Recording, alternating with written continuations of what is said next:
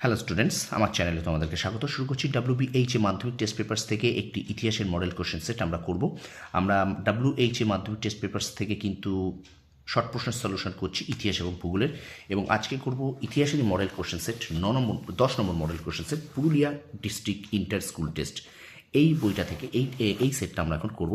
তো চলো প্রথম থেকে শেষ পর্যন্ত দেখবে। শুরু করি ক্লাসটি। দেখো প্রথম প্রশ্ন, দেখো এখানে 1.1 হবে, এখানে 1.2 হয়ে গেছে, ঠিক আছে, প্রিন্ট মিস্টেক আছে। দেখো 1948 খ্রিস্টাব্দে ভারতের পরমাণু শক্তি কমিশন গড়ে ওঠে ড্যাশের পরামর্শে, হোমি ভাবা। 1.2 দেখো, চার্লস কোরিয়া ছিলেন একজন স্থাপত্য শিল্পী।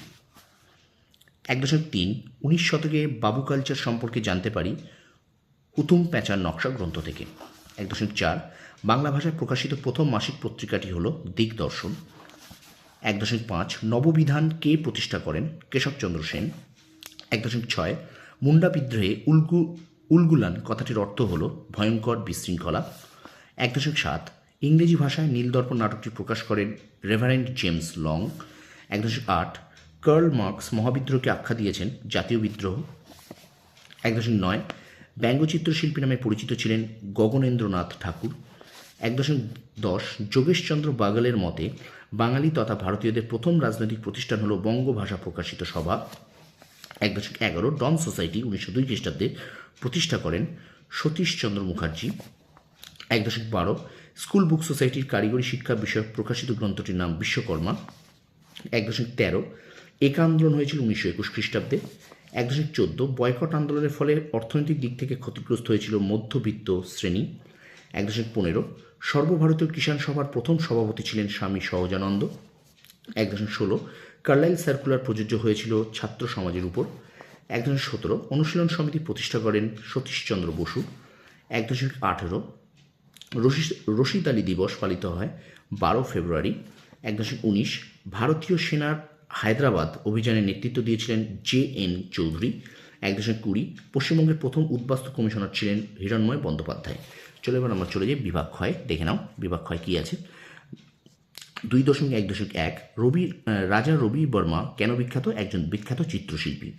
2.1.2 19 শতকের একজন রক্ষণশীল হিন্দু নেতার নাম লেখো, রাধাকান্ত দেব। পরে প্রশ্ন দেখো 2.1.3 কোন আইনে ভারতে প্রথম ভাইসরয় নিযুক্ত হন? 1858 খ্রিস্টাব্দে ভারত শাসন আইনে। পরে প্রশ্ন 2.1.4 কার উদ্যোগে বাংলায় ফ্লাউট কমিশন গঠিত হয়? ফজলুল হক।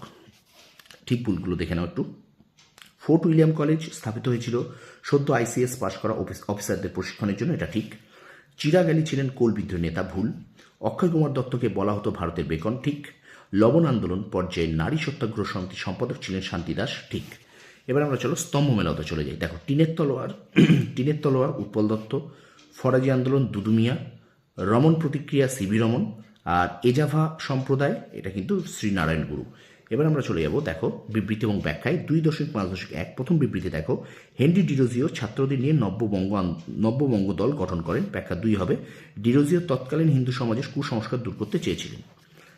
এবার বিবৃতি দেখো 2.5.2 বিবৃতি বলছে ঔপনিবেশিক শাসনের প্রেক্ষাপটে রবীন্দ্রনাথের অন্যতম সৃষ্টি গোরা। ব্যাখ্যা 1 লেখক গোরা চরিত্রের মধ্য দিয়ে বাঙালি ও ভারতীয় সংস্কৃতির পাশাপাশি বিশ্বের সংস্কৃতির সমন্বয় সাধন করেন।